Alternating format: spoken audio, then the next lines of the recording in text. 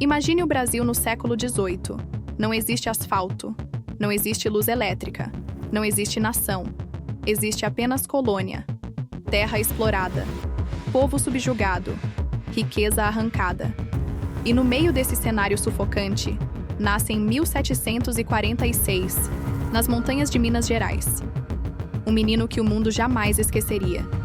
Seu nome era Joaquim José da Silva Xavier. Um nome longo, comum, sem glamour. Filho de um fazendeiro de posses modestas. Joaquim perdeu a mãe ainda criança e cresceu vendo o pai lutar contra as dívidas e os impostos absurdos que a coroa portuguesa impunha sobre tudo. Sobre o ouro, sobre o gado, sobre a própria existência das pessoas naquela terra. Sem dinheiro para uma formação médica formal, Joaquim aprendeu sozinho a arte de cuidar dos dentes. Num tempo em que a dor de dente podia matar de infecção, esse homem sem diploma se tornava o alívio de centenas de pessoas pobres, que jamais poderiam pagar um médico de verdade. Ele atendia de graça quem não tinha como pagar, e foi assim que ganhou o apelido que a história nunca esqueceu: Tiradentes. Mas Tiradentes não era apenas dentista, era tropeiro, levando mercadorias pelas estradas de terra batida de Minas Gerais. Era minerador, tentando a sorte nas minas de ouro que já começavam a se esgotar. Era alferes, uma patente militar baixa, mas suficiente para lhe dar acesso a círculos que um simples dentista jamais frequentaria. Era um homem de muitas faces, muitas tentativas, muitas frustrações e uma convicção crescente de que algo estava profundamente errado naquele país, que ainda nem sabia que era um país. O que movia Tiradentes não era ambição pessoal, era indignação. Cada dente que ele arrancava de um homem pobre era também um lembrete de que aquele povo sofria, não apenas de dor física, mas de uma dor muito maior, muito mais antiga, muito mais difícil de curar. E essa dor tinha nome: Portugal. Para entender Tiradentes, é preciso entender o Brasil colonial. Um Brasil onde o ouro jorrava das montanhas de Minas Gerais e ia direto para os cofres de Lisboa. Um Brasil onde o povo que trabalhava nas minas vivia na miséria, enquanto a coroa enriquecia. Um Brasil onde pensar em liberdade era crime, e falar sobre ela podia custar a vida. Portugal tinha um sistema perfeito de extração. O ouro extraído em Minas Gerais era taxado em 20%, o chamado quinto. Mas não era só o ouro. Havia impostos sobre tecidos, sobre sal, sobre aguardente, sobre praticamente tudo que se comprava ou vendia. O povo de Minas Gerais vivia literalmente para pagar impostos, e mesmo assim nunca conseguia quitar as dívidas que a coroa dizia que eles deviam. E então veio a ameaça mais temida de todas: a derrama. Quando a arrecadação do ouro caía abaixo de 100 arrobas por ano, Portugal tinha o direito de cobrar a diferença de uma vez só, confiscando bens, animais, terras, tudo que o povo possuía. Era uma sentença de morte econômica para famílias inteiras. E em 1788, a derrama estava prestes a ser decretada. Foi nesse clima de desespero e indignação que um grupo de homens começou a se reunir em segredo. Não eram homens comuns, eram poetas, padres, militares, advogados, intelectuais que haviam estudado na Europa e voltado com ideias perigosas na cabeça. Ideias sobre liberdade, sobre república, sobre os direitos do povo, ideias que a Revolução Americana havia transformado em realidade apenas alguns anos antes. Em 1776, Tiradentes era o elo entre esses intelectuais e o povo. Enquanto os outros conspiradores se reuniam em salões e discutiam filosofia, ele percorria as estradas de Minas Gerais falando abertamente sobre a necessidade de independência. Talvez ingenuamente, talvez corajosamente. Provavelmente as duas coisas ao mesmo tempo. Ele acreditava que o povo precisava saber, e que saber era o primeiro passo para agir. O plano era ousado: proclamar a República no momento em que a derrama fosse decretada, usando a revolta popular como combustível para a Revolução. A capital seria São João del Rei. Haveria uma universidade, uma fábrica de pólvora, um exército popular. Era um sonho detalhado, apaixonado e completamente vulnerável à traição. Todo grande drama histórico tem seu Judas. Na história de Tiradentes, esse papel coube a Joaquim Silvério dos Reis, um homem que devia uma fortuna em impostos à coroa portuguesa, e encontrou uma forma conveniente de quitar sua dívida. Em março de 1789, Silvério dos Reis foi até as autoridades portuguesas e entregou tudo: nomes, datas, planos, reuniões. Com uma denúncia, ele salvou sua fortuna e destruiu um sonho. A derrama foi suspensa, não por bondade, mas para tirar o combustível da revolta. E as prisões começaram. Um por um, os conspiradores foram capturados, poetas, padres, militares, todos presos, todos interrogados. Mas havia um problema para a coroa portuguesa. A maioria dos inconfidentes era de famílias nobres, com conexões, com influência. Condená-los à morte seria politicamente complicado. Era preciso um bode expiatório, alguém sem título, sem família poderosa, sem proteção. Tiradentes era o candidato perfeito. Ele era alferes, patente baixa. Era filho de fazendeiro sem título de nobreza. Era o que mais havia falado abertamente sobre a conspiração, o que tornava sua culpa mais fácil de provar. E, crucialmente, ele próprio assumiu toda a responsabilidade durante os interrogatórios, declarando que os outros conspiradores haviam sido influenciados por ele. Por que ele fez isso? Historiadores debatem até hoje. Alguns dizem que era estratégia, proteger os companheiros que tinham mais a perder. Outros dizem que era genuína convicção. Ele acreditava na causa e estava disposto a morrer por ela. Talvez fosse as duas coisas. Talvez Tiradentes simplesmente entendesse que sua morte seria mais útil do que sua vida. O julgamento durou anos. Tiradentes ficou preso de 1789 até 1792.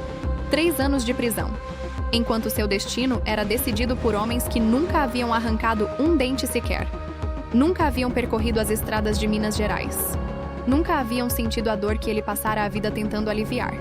3 anos, esperando uma sentença que ele provavelmente já sabia qual seria.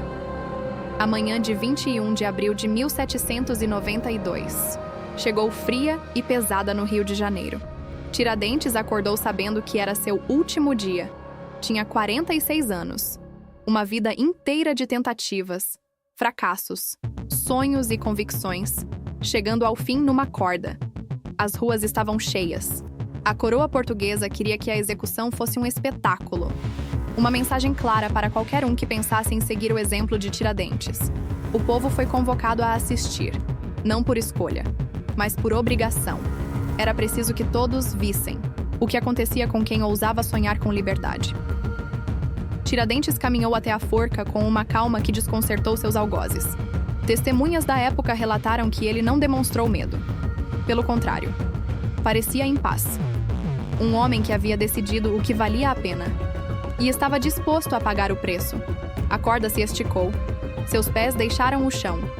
A multidão assistiu em silêncio. Mas a coroa não se contentou com o enforcamento.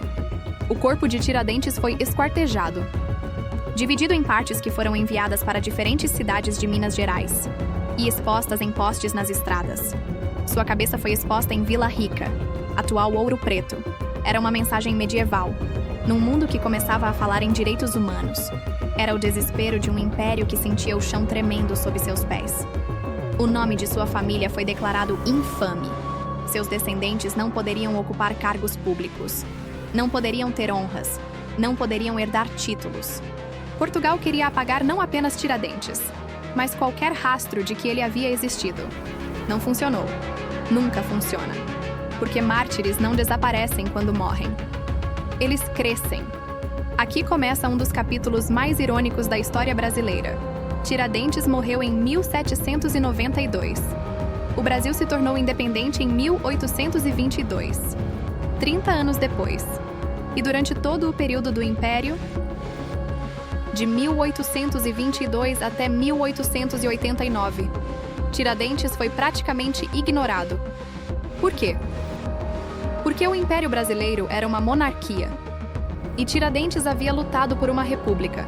Celebrá-lo seria celebrar exatamente o sistema que o Império representava o oposto. Dom Pedro I e Dom Pedro II não tinham nenhum interesse em transformar um republicano em herói nacional. Foi a República, proclamada em 1889, que ressuscitou Tiradentes. Os republicanos precisavam de um símbolo, alguém que representasse a luta pela liberdade, pelo povo, contra a opressão. E Tiradentes era perfeito. Havia morrido pela causa, havia sido traído, havia sofrido. Era quase uma figura cristã.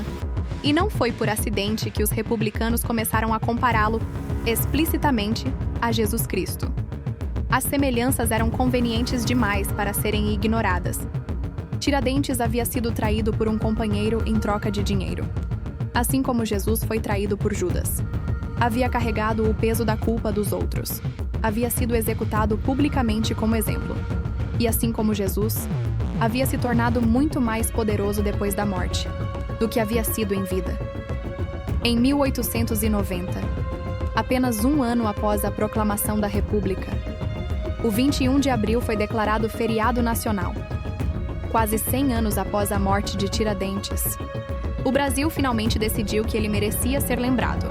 Mas a memória que foi construída era conveniente, moldada para servir aos propósitos políticos da República, não necessariamente fiel ao homem real que havia vivido e morrido naquelas montanhas de Minas Gerais.